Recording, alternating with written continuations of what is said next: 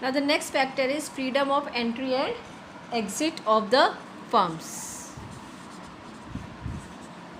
Freedom of entry and exit of the firm means this also decide the market structure. If there is a freedom that new firm can easily enter in the market and the old firm can easily exit the market, it also affect the profit ratio of the firm.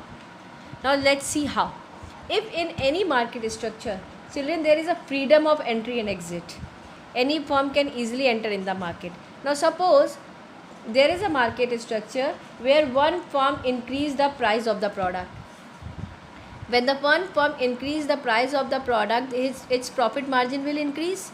New firms will be attracted towards the market. They want to invest in the market. So what happened? The new firm enter in the market.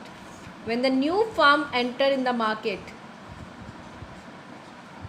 then what happened? The supply will increase. When the supply will increase, what happened? The supply will become more than the demand. When supply will become more than the demand, the supply of the product is more but the demand is less, then to sell their product, what producers have to do? They have to reduce the price, and again the market will come to the normal profit. So what happened? As a old firm increased the price of the product, they started earning super normal profit. They started earning super normal profit. They started earning more profits. So because of that, what happened? A new firm entered in the market to sell. When the new firm enter in the market, the supply will increase. When the supply increase, it will become more than demand.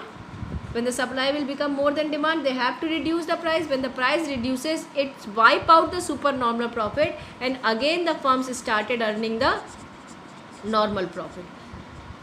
This happens, children, in perfect competition market. Why? Because there is a freedom of entry and exit. New firm can easily enter in the market. So what happened? As a new firm started earning the supernormal profit, the new firm entered in the market and wipe out the supernormal profit, and again they started earning normal profit. That's why in perfect competition market, firms are only able to earn normal profit. Clear? Now just opposite to the exit, what happened?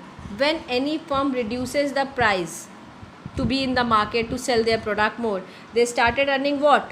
Loss. Because of that, what happened? Because all are selling the same product. Because of that, what happened? One firm exit the market. When one firm exit the market, then what happened? The supply will decrease. One firm has left the market. Because of that, what happened? The supply become less than demand, and to sell the product, they have to increase the price. Then when they increase the price, again the firm reaches to the started earning the normal profit. So can you see that in perfect competition market, because of this feature, freedom of entry and exit, firms are only earning the normal profit. If firm started earning super normal profit, new firm enter in the market.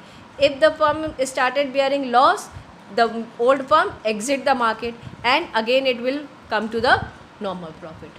So this is the effect of freedom of entry and exit of the firm. Now whenever this question comes, children, whenever you are explaining this, you have to explain these things also, that how it wipe out the supernormal profit and loss. Now the market structure where there is restriction is entry and exit, like monopoly, there is only a single seller, there is restriction, no new firm can enter in the market. In that structure, they can charge any price, they can charge higher prices also, and they are able to now earn supernormal profit. Clear? Now let's see the last few factors which affect the market structure is degree of price influence. Perfect competition market is not able to change the price. They have to take whatever price prevailing in the market, because all firms are selling the same products. So they are known as price taker, because they are not having power to change the price. As one firm change the price, again the new firm can enter in the market, that we have seen that the price will changes. So what happened, they are not no single firm is having to influence power to influence the price, so they are known as price taker. Now monopoly market structure, here there is only a single seller, he can charge any prices, so it is known as price maker, because no one is there in his competition. Now amongst them there is a monopolistic market structure, which we have seen in our real world.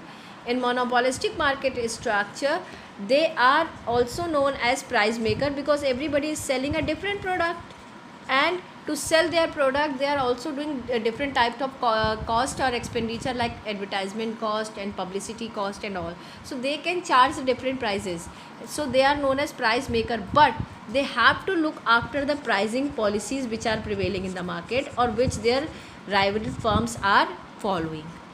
So price influence means in perfect competition market they are price taker, monopoly mein they are price maker, and monopolistic are also price maker, but they also look after the pricing policies which is prevailing in the market. So these are the factors which affect the market structure.